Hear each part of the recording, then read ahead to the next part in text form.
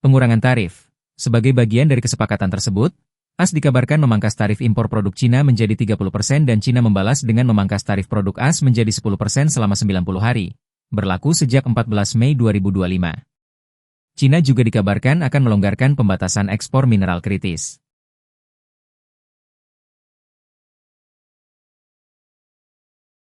Untuk memahami mengapa pengurangan tarif ini begitu penting, kita harus mundur sedikit ke belakang. Selama bertahun-tahun, AS dan Cina terlibat dalam apa yang dikenal sebagai perang dagang. Ini bukan perang senjata, melainkan perang ekonomi, di mana kedua negara saling mengenakan tarif tinggi pada produk satu sama lain. Tujuannya beragam, dari mengatasi defisit perdagangan, melindungi industri domestik, hingga isu-isu kekayaan intelektual. Tapi dampaknya terasa di seluruh dunia, mengganggu rantai pasok global, menekan bisnis, dan terkadang, bahkan membuat harga barang di rak toko menjadi lebih mahal.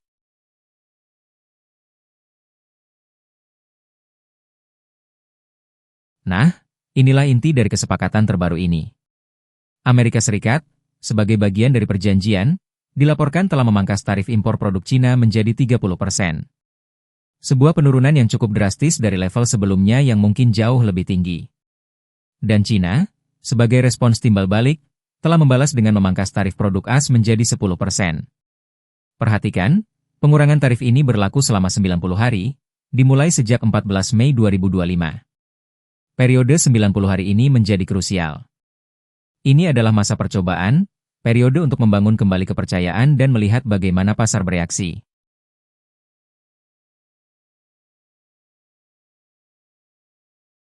Pertanyaannya, mengapa hanya 90 hari? Ini bukan sembarang angka. Periode 90 hari ini mencerminkan dinamika negosiasi yang kompleks antara kedua raksasa ekonomi. Ini bisa jadi strategi untuk, pertama, menguji komitmen kedua belah pihak tanpa mengunci diri pada perjanjian jangka panjang yang berisiko. Kedua, memberi waktu bagi bisnis untuk menyesuaikan diri dengan perubahan ini. Dan ketiga, membuka pintu untuk negosiasi lanjutan yang lebih substansial. Ini juga bisa menjadi jeda yang dibutuhkan untuk meredakan ketegangan, sambil kedua negara memantau dampak ekonomi dan politik dari langkah ini. Periode ini adalah barometer, mengukur apakah kedua belah pihak dapat mencapai kesepakatan yang lebih permanen di masa depan.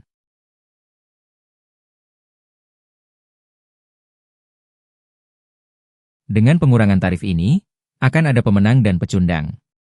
Bagi konsumen, kemungkinan besar harga produk impor dari AS dan Cina bisa sedikit lebih murah. Ini berarti daya beli Anda bisa meningkat.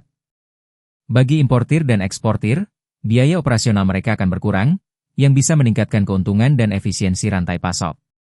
Namun, ada potensi kerugian bagi industri domestik yang sebelumnya terlindungi oleh tarif tinggi. Mereka mungkin menghadapi persaingan yang lebih ketat dari produk impor yang sekarang lebih murah. Selain itu, pemerintah juga akan kehilangan sebagian pendapatan dari biaya masuk. Ini adalah keseimbangan yang rumit antara mendukung perdagangan bebas dan melindungi kepentingan domestik.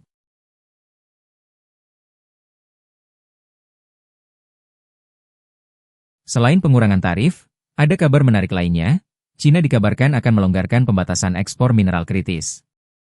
Mengapa ini penting? Mineral kritis adalah bahan baku vital untuk industri teknologi tinggi, mulai dari baterai kendaraan listrik hingga komponen elektronik ponsel pintar. Cina adalah pemain dominan dalam pasokan mineral-mineral ini.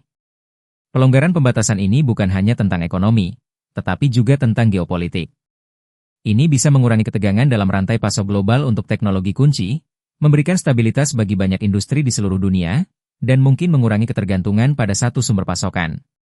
Ini menunjukkan bahwa kesepakatan ini jauh lebih kompleks daripada sekadar angka tarif.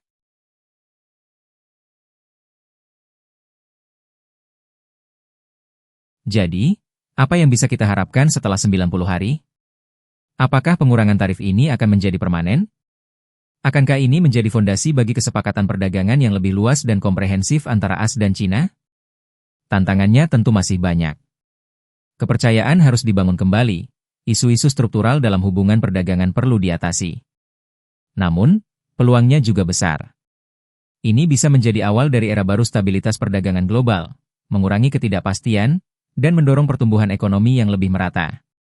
Kita semua perlu terus memantau bagaimana kesepakatan sementara ini berkembang, karena dampaknya akan terasa di setiap sudut dunia. Masa depan perdagangan global mungkin baru saja memasuki babak baru.